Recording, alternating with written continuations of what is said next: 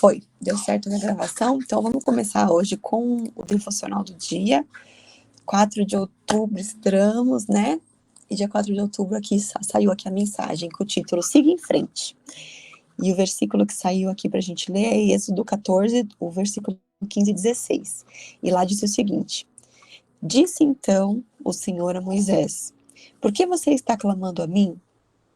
Diga aos israelitas que sigam avante. Erga a sua vara e estenda a mão sobre o mar, e as águas se dividirão para que os israelitas atravessem o mar em terra seca. E aí eu vou ler aqui brevemente aqui a explicação sobre esse versículo, tá? Eu também nem consegui ler hoje ele mais cedo, então vai ser novidade até para mim. Vamos ver aqui o que tem para nós hoje, né? Aí aqui diz o seguinte, que muitas pessoas se conformam com pouco e vivem na escassez, mas o bom é inimigo do ótimo. E o Deus ao qual servimos é um Deus que supera todas as expectativas e sempre faz o melhor por seu povo. Um pai sempre desejará o melhor para os seus filhos, né? Para quem tem filho, né, gente? A gente sabe quanto que a gente quer o melhor, né, para os nossos filhos. E Deus é o quê? Deus é pai, né? Deus é pai, a gente não pode esquecer disso.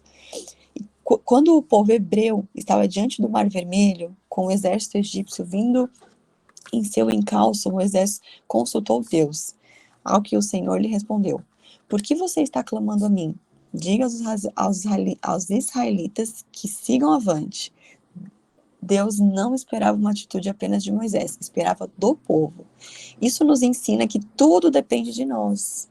Depende das nossas atitudes, né? Que as nossas atitudes nos conduzirão ao nosso destino.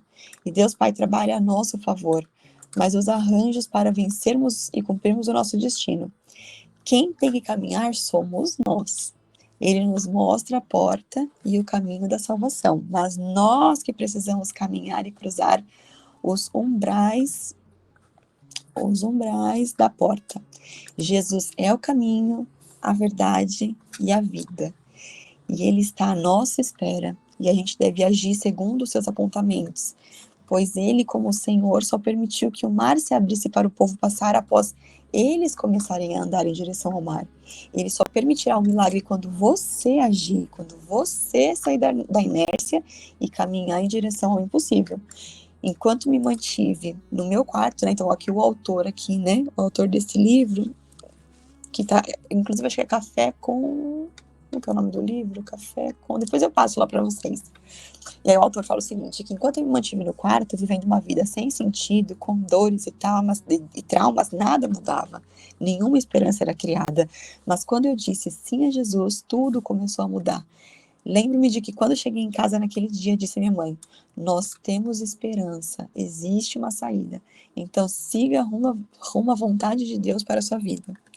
E aí, encerrando aqui, né, ele traz aqui, até em negrito essa frase: independente das circunstâncias, não desista, siga em frente, vire a página. Se preciso, comece de novo. Então, que mensagem linda, né, pro dia de hoje. A gente tem um Deus que é um Deus de milagre, né? Então, se a gente entende que para o nosso Deus fazer milagres é a coisa mais normal do mundo, e se a gente entende que a gente é filho, e nós somos filhos amados, perdoados, abençoados, imagem e semelhança dele, se a gente assume essa identidade e a gente entende que, assim, milagre é a coisa mais normal para Deus, a gente começa a ver o sobrenatural dele, só que tem um porém importante que falou na mensagem aqui. Se eu ficar esperando que o milagre caia na minha cabeça, é muito mais... não que não aconteça, porque acontece, mas que é muito mais difícil. Então, a gente tem que se colocar em movimento, né? Porque tem aquela parábola que a gente já leu aqui nos estudos dos talentos, né? Que Deus dá o talento, ele foi dando talento para pessoas e teve um que enterrou o talento. E teve um outro que multiplicou o seu talento. Então, para aquele que honra no pouco, Deus dá mais.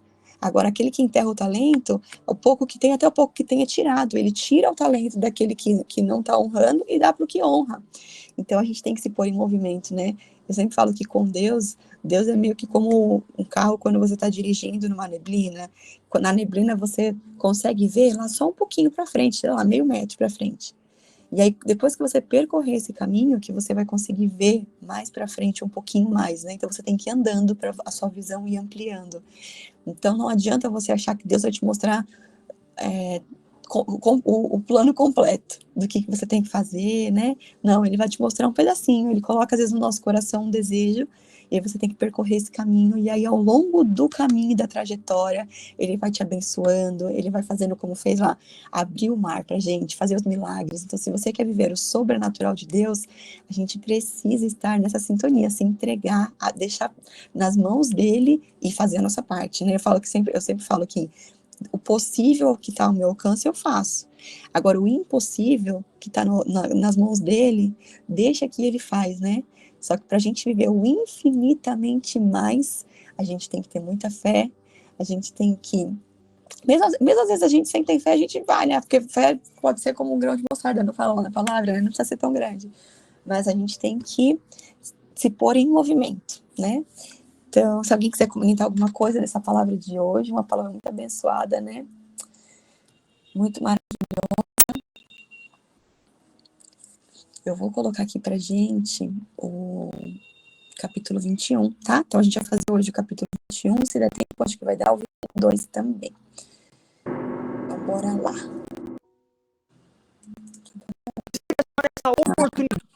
Propagandas, essas propagandas. O anúncio.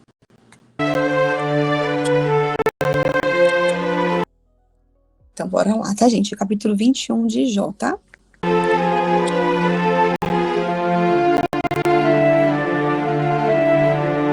Jó, capítulo 21.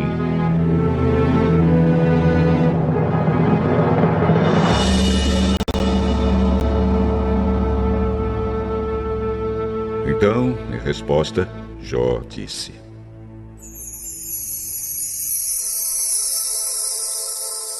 o melhor consolo que vocês me podem dar é escutar com atenção as minhas palavras.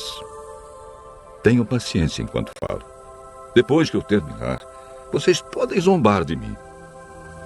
Não é de nenhum ser humano que me queixo, e é por isso que estou tão impaciente.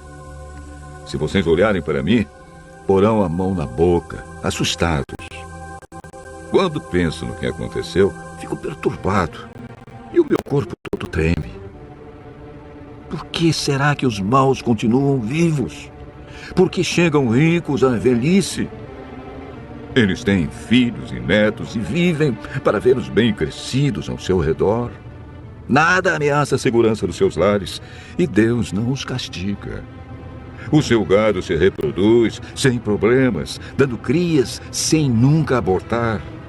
Os seus filhos correm como carneirinhos e pulam de alegria. Eles cantam e se divertem ao som de pandeiros, liras e flautas. Os maus têm sempre do bom e do melhor e morrem em paz, sem sofrimento.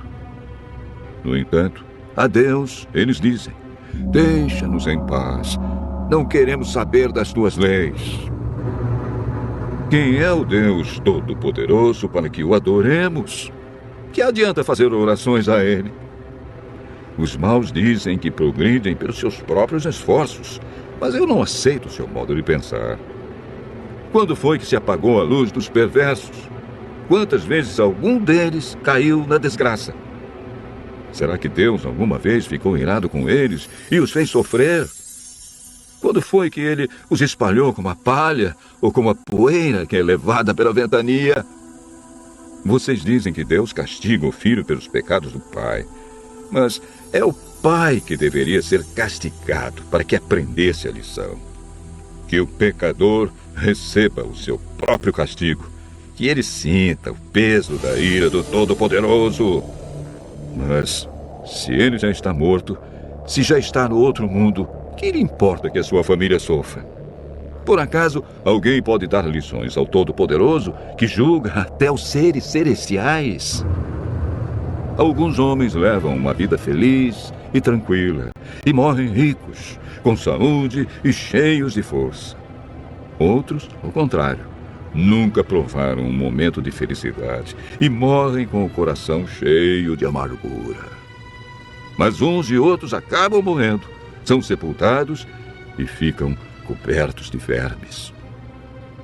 Eu conheço os pensamentos de vocês e sei que pensam mal de mim. Vocês perguntam: onde está agora a casa daquele grande homem que vivia uma vida de pecado?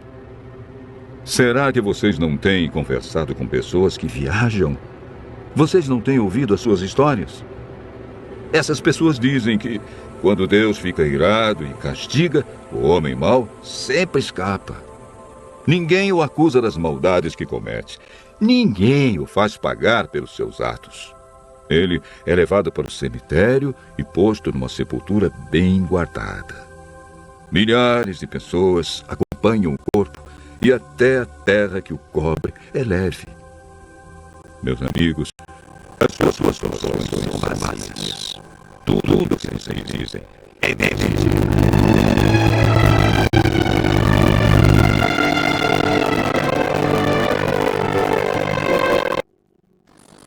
Então, bora comentar aqui sobre esse capítulo. Antes, eu queria só... Eu sei que, por exemplo, a Aline chegou aqui depois, a Dira também não pegou do começo, a Maria também acho que não pegou o comecinho também do livro. Esse livro de Jó, só para vocês, não sei se vocês já leram, mas ele é um livro muito maravilhoso, né? Um livro bastante profundo, um livro assim... estou aprendendo bastante com ele, está sendo realmente muito maravilhoso.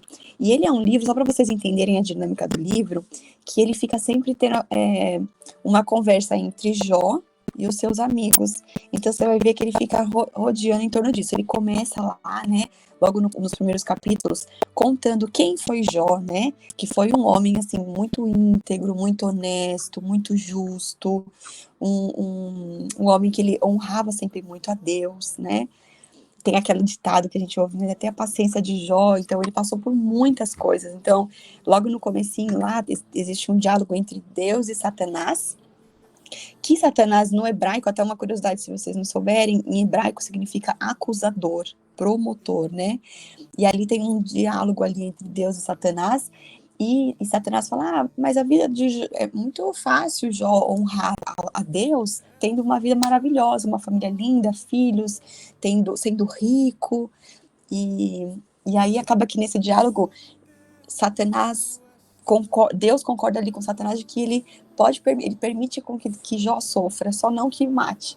E aí começa um monte de coisa a acontecer. Ele, né, perde os filhos, perde seu rebanho, ele fica doente, né, fica de cama, um monte de coisa começa a acontecer, e ele começa a viver uma fase, assim, terrível, né, de muito sofrimento.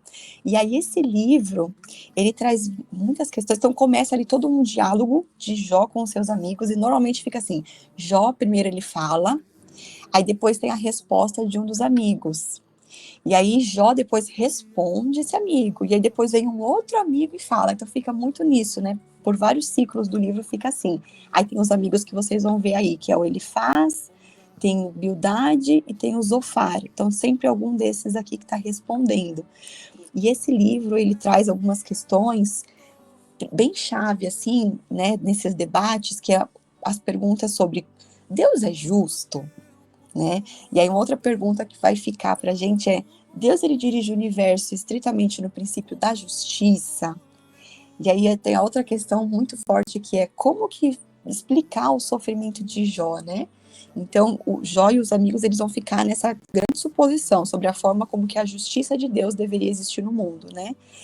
E, enfim, aí vou comentar desse capítulo de hoje só para vocês não ficarem assim, como chega às vezes né, já no meio dos capítulos, na metade do livro, para não ficar perdida, tá? Do que tá rolando aqui. E aí, nesse capítulo específico de hoje, foi um capítulo que me chamou bastante atenção, né? Então, assim, ele fala sobre a justiça divina e a prosperidade dos ímpios. E aqui nesse capítulo 21, ele responde à visão dos 3 arquidores sobre a destruição dos ímpios. E ele não dirige nenhuma palavra diretamente a Deus, diferente dos seus outros discursos. Então, Jó, ele começa ali pedindo que os seus conselheiros escutem o que ele tem a dizer.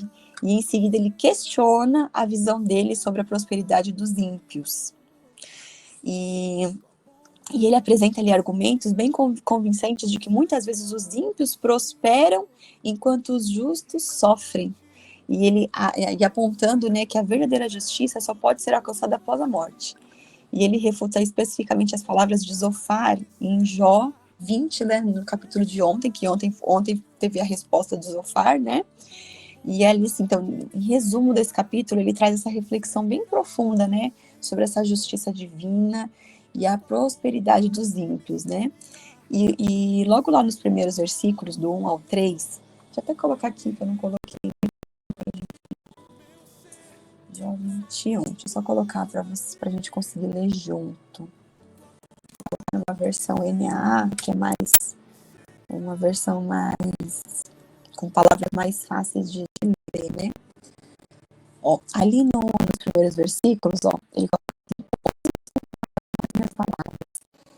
Seja esta a consolação que vocês me trazem. Tenham paciência, e eu falarei, e havendo eu falo, poderão zombar de mim. Aí aqui, né? Aqui, não, acho que não é esse, não, mas acho que não é esse exatamente que eu queria ler. Daqui a pouco eu acho que eu mostro para vocês. Mas, assim, o que me chamou bastante a atenção, né? Que ele faz um pedido de que as pessoas ouçam ele, né? Então, ele traz essa reflexão sobre a importância de ouvir, né? E de consolar aqueles que sofrem. Então, Jó, ele já tinha sido muito criticado, né? Se vocês lerem depois, para quem não leu ainda, os capítulos anteriores, você vê que eles vão criticando, os amigos criticam, e às vezes eles vão dando alguns conselhos, mas sempre num tom de crítica, né?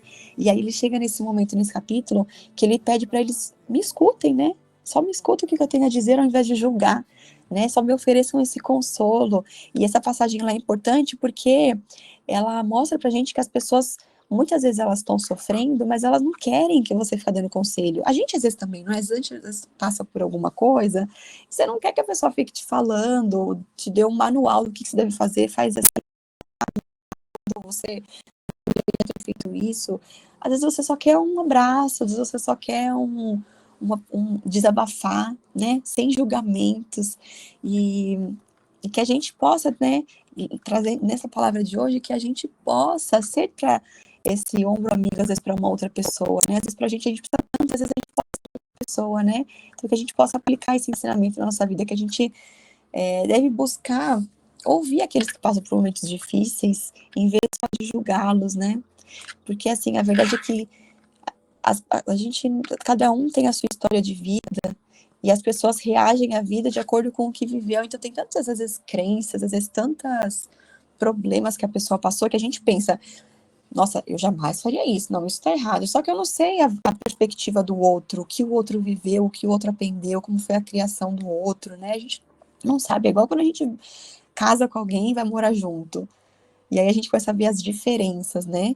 Porque eu tive, às vezes, uma criação, meu marido teve outra criação completamente diferente. Então, aquilo para mim é um absurdo, para a pessoa é super normal. Eu sempre falo lá no trabalho, né, que às vezes a gente tem que fazer comentário e reunião para alinhar as coisas, porque coisas às vezes que são óbvias para mim, não é óbvia para o outro. Né? Às vezes você fala assim, nossa, mas isso eu não preciso falar, porque, gente, isso aqui é óbvio demais. Mas não, óbvio não é óbvio. É óbvio para mim, por conta da criação que eu tive, no ambiente que eu vivi, a escola que eu estudei, aquilo que eu aprendi. Para mim, aquela situação X, eu sei que eu não devo fazer, porque é óbvio que não é para fazer, mas para o outro, talvez não. Então, quando a gente, né, entra nessa perspectiva de que as coisas não são óbvias, a gente ter realmente uma compaixão com o próximo, muitas vezes não olhar com um olhar julgador, mas com esse olhar acolhedor, isso é tão bom, né? Eu estou até com uma pessoa no trabalho que estava passando por algumas questões, né, na vida dela, uns desafios bem, assim, complicadinho, e a gente estava encorajando ela a passar com um psicólogo, né, e eu estava falando justamente isso para ela, eu falei, olha, vai no psicólogo, porque vai ser o profissional, primeiro que ele é preparado, capacitado para te ajudar, e segundo que ele é uma pessoa neutra para te ouvir. Muitas vezes a gente, só o desabafar, só o pôr para fora, você já trabalha aquilo no seu coração, né? Você já vai se trabalhando. E então, nessa passagem, ela tenta, também nos lembra que esse consolo e encorajamento são responsabilidades também nossa, né? A gente, como cristão, Nós somos chamados para cuidar um dos outros, né? A gente tem esse chamado para a gente cuidar, servir o próximo, né? Amar o próximo como a ti mesmo, não é assim que fala na palavra? Então, que a gente possa realmente sair dessa leitura de hoje aqui com esse olhar para o próximo, da gente ser solidário nos momentos de sofrimento com o outro, né? Que a gente possa estar sempre pronto para oferecer um apoio, para oferecer um ouvido com empatia. Às vezes, quando a gente não sabe o que falar, às vezes é melhor não falar nada. Às vezes a gente pode só dar o nosso abraço. E que a gente possa ser sempre canal de bênção, né? Eu venho, assim, numa fase que, assim, às vezes as pessoas vêm falar alguma coisa comigo, e antes de eu sair falando qualquer coisa, eu gosto de orar sobre aquilo antes, né? Porque que a gente possa ser um canal de bênção. E Deus, ele usa as pessoas.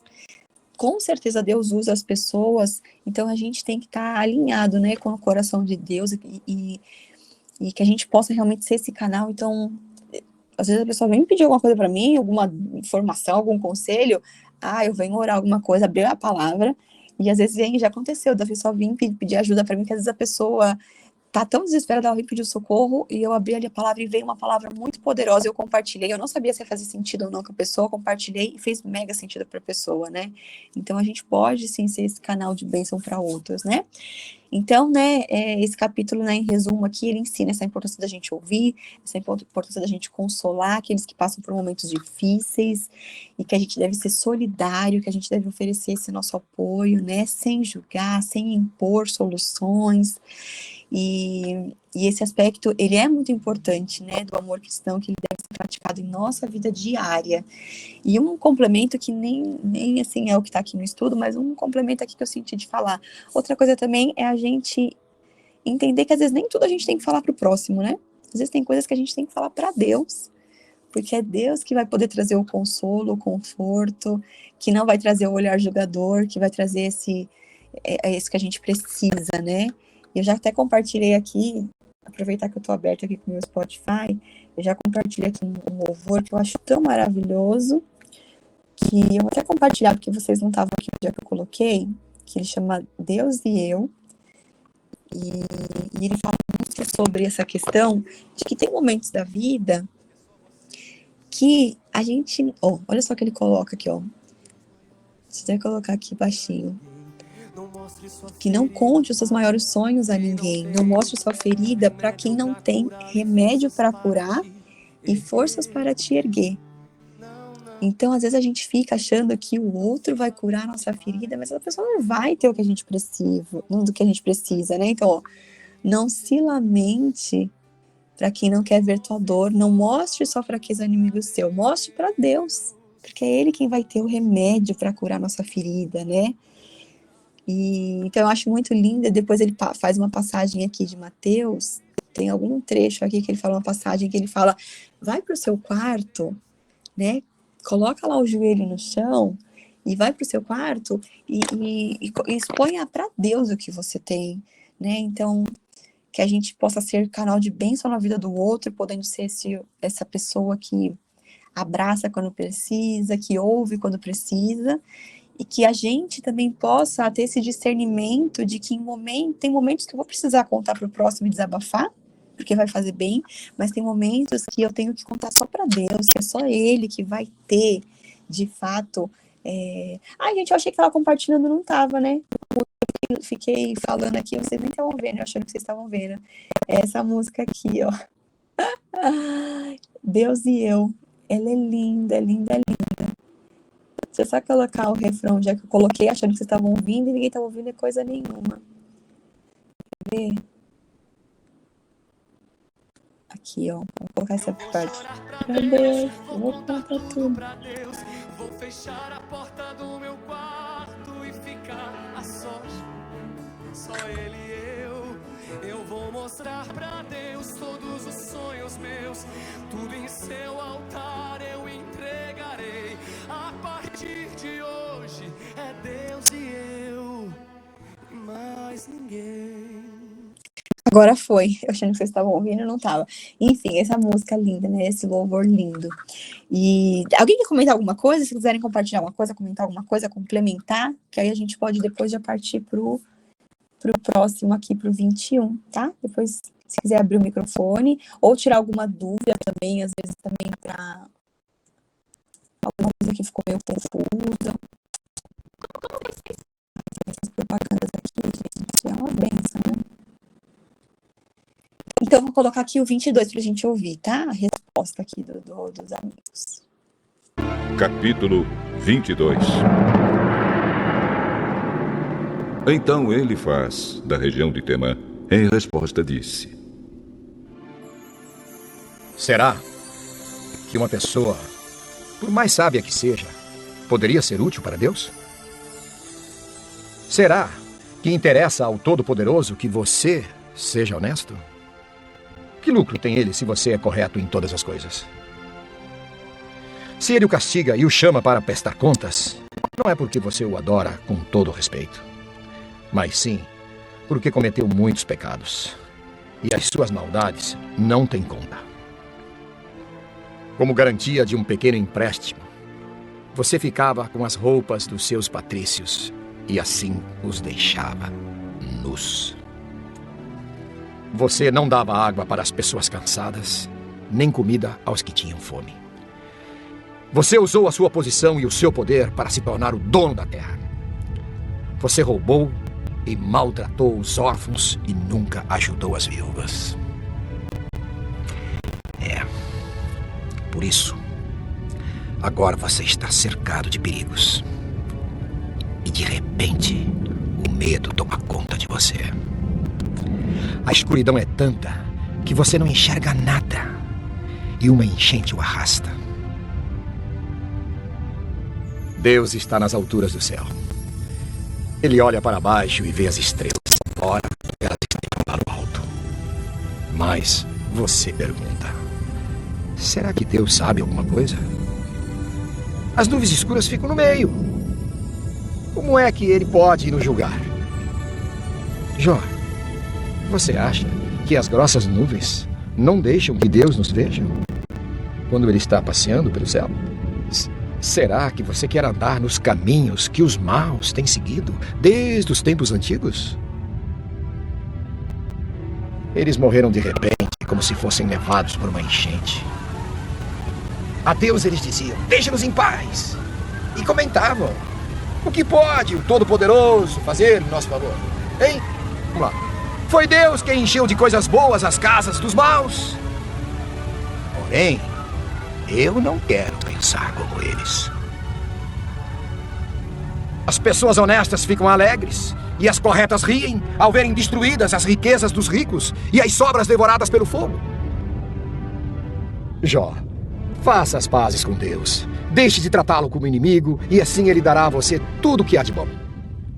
Deixe que Deus o ensine e guarde as palavras dele no seu coração. Se você voltar para o Todo-Poderoso e se humilhar, se você acabar com a maldade que há na sua casa, se o ouro mais precioso não tiver valor para você e for como o pó ou as pedrinhas do ribeirão, então o Todo-Poderoso será o seu ouro puro, será a sua prata mais preciosa. Ele será a sua alegria e você poderá olhar para ele com confiança. Ele ouvirá as suas orações e você lhe dará o que prometer. Tudo o que você fizer dará certo e a luz brilhará no seu caminho. Deus rebaixa os orgulhosos, mas salva os humildes. Ele o salvará se você for inocente, se for correto em tudo o que fizer.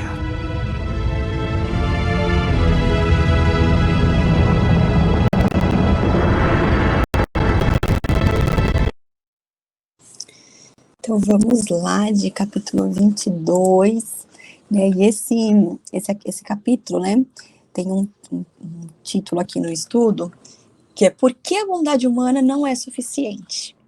E ali, então, né, agora a gente vê Elifaz ali, que ele inicia ali um discurso, né, de uma forma bem abrupta e determinado a fazer Jó se arrepender pelos seus supostos pecados. E ali ele questiona, né, toda a ideia de que Deus seja responsável pela justiça ou injustiça na vida das pessoas. E ele acusa Jó ali de um monte de coisa, né, de vários pecados sociais, e isso tudo sem evidência nenhuma, né. E aí, em seguida, ele acusa Jó de ele desafiar espiritualmente a Deus. Então, ele acusa ele de desafiar espiritualmente a Deus e o instiga a se arrepender, né? Porque ele acredita que se Jó se arrepender, Deus o abençoará novamente com prosperidade, com sucesso. E a gente vê, né, como ele distorce ali a posição de Jó e como as suas acusações são falsas, né? Mas também a gente vê a importância do arrependimento e da submissão de Deus, né? Então, tudo que Deus quer é o nosso coração, né? Ele quer o nosso coração. Porque Deus sabe todas as coisas, Deus sabe o que a gente está pensando, sabe de tudo. Só que o que ele quer? Ele quer nosso coração. Então, ele quer um coração ensinável, ele quer um coração disponível. E se tem uma palavra-chave aqui com Deus, é arrependimento, né? Então, a gente realmente somos pecadores, né? Nós realmente somos pecadores, realmente tem um monte de coisinha pra gente consertar e melhorar, né? Ninguém é perfeito, não nascemos perfeitos. Mas a gente tem, quando você se arrepende verdadeiramente de coração, né? A gente tem um Deus disponível ali para nos acolher, né? E uma coisa que traz aqui nesse capítulo, né, logo nos primeiros, ali nos versículos de 1 a 3, que ele fala sobre essa justiça de Deus, não depende do homem, né? Uma coisa que a gente tem que entender é que a justiça de Deus, ela é baseada na graça e na misericórdia divina, né? E ali nesse diálogo, ele acusa Jó, ele diz que está errado, né? A sua crença de que a justiça de Deus não está sendo exercida em sua vida, e ele argumenta que a justiça de Deus ela é imparcial, e que se Jó estivesse agindo corretamente, ele seria abençoado por Deus. Mas, no entanto, né, essa teologia ela está equivocada em alguns aspectos, né? Porque ele acredita ali que a justiça de Deus é baseada no comportamento humano, enquanto, na verdade, a justiça ela é o quê? Baseada na graça e na misericórdia divina, né? Então a gente tá nessa era da graça, na dispensação da graça. E teve uma vez um querido, assim, que eu aprendi tanto com ele também, né? Eu sempre me encontrava com ele às quartas-feiras, ele já participou de um estudo aqui também com a gente algumas vezes, e que quando eu tava ali bem no comecinho, entendendo tudo, que ele me deu um exemplo falando sobre a graça, que foi muito bom para eu entender, né? O que é a graça? E ele falou, imagina, assim, uma situação, né, de que pessoas ali estavam indo para um trabalho, né, e alguns chegam lá no primeiro horário do dia, 7 da manhã, começam a trabalhar, e já começam ali a trabalhar, tudo bonitinho. E aí, tem um pessoal que começou a trabalhar um pouco mais tarde, começou a trabalhar lá às 4, 5 da tarde, e trabalhou só 1 hora do dia. Só que aconteceu no fim, tanto aqueles que começaram a trabalhar às 7 da manhã, como aqueles que começaram a trabalhar lá no fim do dia, às 4 da tarde, todos receberam um salário igual. E aí o que acontece é que os que começaram a trabalhar logo cedinho, 7 da manhã, questionaram, poxa, mas eu tô aqui desde cedo trabalhando, eu vou receber igual o outro que só trabalhou 1 hora. E Deus quis assim, ele vai dar. Então, assim, a gente tá na graça, não é sobre o merecimento ou não, se eu mereço ou não mereço. Mas por que aquele fulano tá recebendo isso, sendo que não merece? Então, não é sobre merecimento, é sobre graça, né? E olha um outro exemplo que ele falou que eu achei muito bacana, que ele falou o seguinte, imagina assim, um rapaz, né, que trabalhava todo dia bonitinho e um certo dia ele não foi trabalhar. Ele não foi trabalhar e ele recebia por dia. E nesse dia que ele não foi trabalhar, ele estava muito precisando do dinheiro, precisava pagar uma dívida, e aí ele foi lá na cara de pau, chegou lá, né, pro patrão, oi patrão, tudo bem, olha, hoje eu não pude vir, né, não deu para eu vir trabalhar, mas eu queria receber meu pagamento. E aí, a gente pensando, né, com os nossos olhos aqui humanos, o que a gente pensaria? Meu, que cara de pau, como assim? A pessoa nem trabalhou e tá vindo querer receber? Receber o quê se nem trabalhou?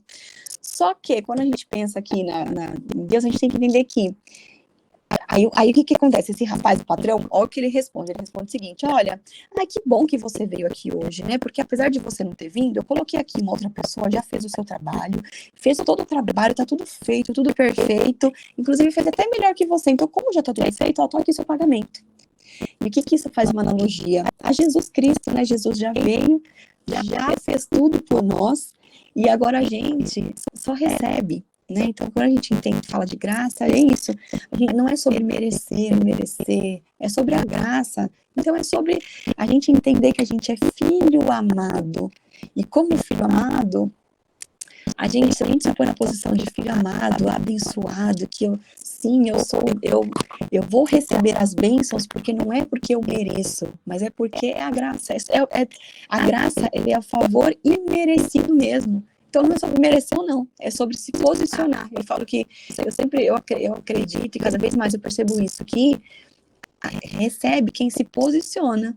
Quando você se posiciona, os milagres acontecem para aquele que se posiciona, né? Eu creio sim que na minha vida é uma vida de milagre, porque eu tenho um Deus que é de milagre, porque eu tenho um Deus que é, né, um Deus que é extraordinário e que faz as coisas poderosas. Então, se eu me posiciono como essa pessoa que recebe milagre, eu me posiciono como aquela que sim vai ter o bom e o melhor da vida, porque eu estou vivendo na graça e não é sobre o que eu faço, deixo de fazer. É claro que a gente não pode esquecer que existe o que eu planto, eu colho. Existe essa lei da semeadura, né?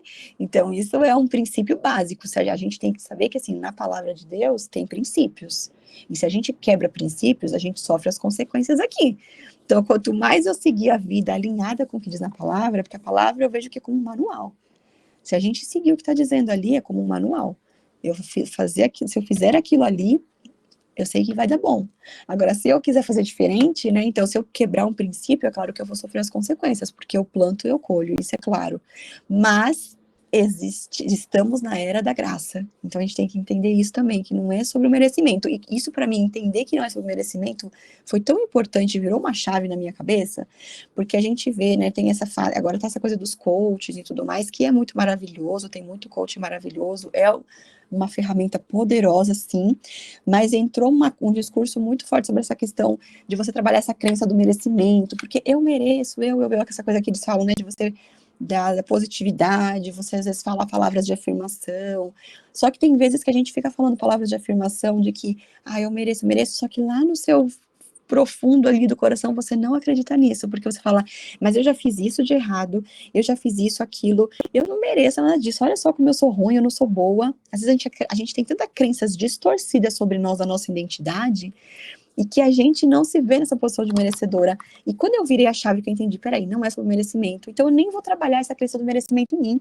eu vou só me posicionar como filha amada, eu como filha amada, abençoada, e que já fui perdoada do que eu fiz. É claro que existe a colheita, o que eu planto eu colho, mas quando eu entendo isso, mudou tudo na minha cabeça, porque tem hora que eu falo assim, Senhor, eu não sei, por exemplo, às vezes eu vou vir aqui dar o estudo, e aí eu penso, mas meu Deus, o que eu tenho para compartilhar com as pessoas?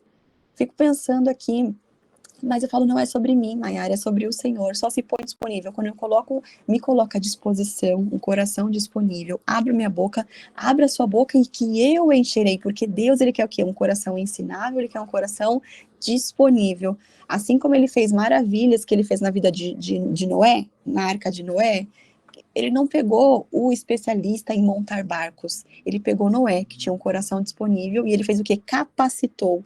Então, o que eu vejo? Deus, ele quer nos capacitar, ele vai nos capacitar se a gente estiver disponível, né? Ele nos capacita sim, ele nos prepara, ele abre caminho, assim como ele fez com Moisés. Pai, segue aí o caminho aqui, no momento eu vou abrir o mar para você. Então, quando a gente está no nosso propósito, quando a gente está seguindo a jornada, quando a gente está de coração disponível, ele vai abrindo o caminho. E é uma coisa que eu sempre falo, vai chegando as coisas pra gente, né? Que nem a Aline que está aqui agora, ela falou, nossa, eu estava tão assim, querendo estudar mais, mas estava com dificuldade sozinha, e esse grupo chegou para você. Creio que você não fez, você não fez esforço nenhum, simplesmente chegou para você. E Deus tem isso de, a gente quando tá nessa coisa, né, quando a gente busca a Deus, o que diz a palavra? Buscar o reino de Deus, a sua justiça, e tudo lhe será acrescentado. É tudo, não é algumas coisas, tudo. Então, quando eu tô nessa sintonia, as coisas vão chegando para mim. Eu sempre falo, gente, é impressionante, livro chega para mim, curso chega para mim, uma palavra que eu preciso ouvir chega para mim, através de alguma pessoa, né, um grupo como esse chegou até mim também, para eu aprender mais da palavra de Deus, e vem sendo uma grande bênção na minha vida. Então é isso, a gente alinhar o nosso coração com o de Deus, entender que não é sobre o merecimento, é sobre a graça.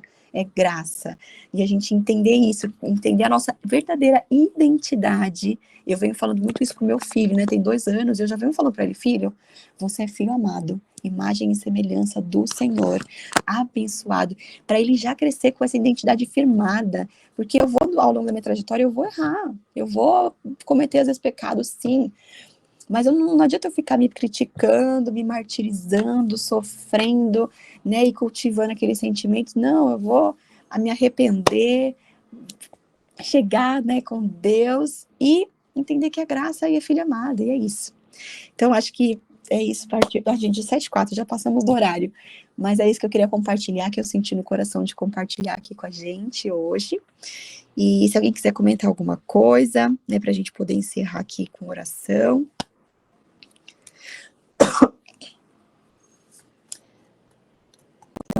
Encerrar, né? Se você puder orar pra gente, que você não vem todos os dias, então vamos aproveitar aqui a sua presença hoje. Bom dia, pessoal. Vamos orar, agradecer ao Senhor, né? Palavra maravilhosa. Pai amado, Pai querido, Pai, queremos te agradecer, Jesus, essa manhã, Pai.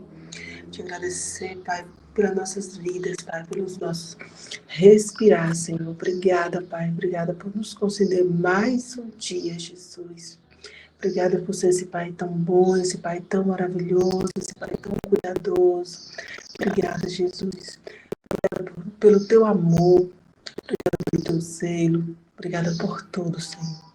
Obrigada por tudo que o Senhor já tem feito sobre nossas vidas, sobre nossa família. Obrigada, Senhor. Obrigada por tudo que o Senhor vai fazer sobre nossas vidas. Obrigada, Jesus. Pai, hoje nessa manhã nós te pedimos, Pai, que a tua presença ela venha permanecer, que o teu Santo Espírito venha se conectar com o nosso espírito, Senhor.